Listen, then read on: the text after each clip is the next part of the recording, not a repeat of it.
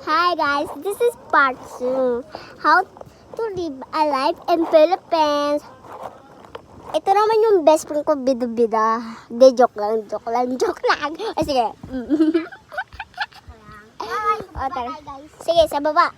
Ito. Gusto nyo guys, meron kaming kapitbahay dyan. Oo, yan yung kapitbahay natin.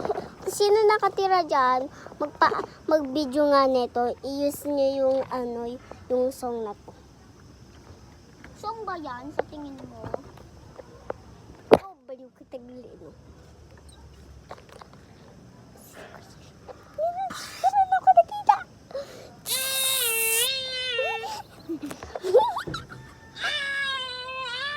May ibon ata nakatira dito. Ay, may ibon dito.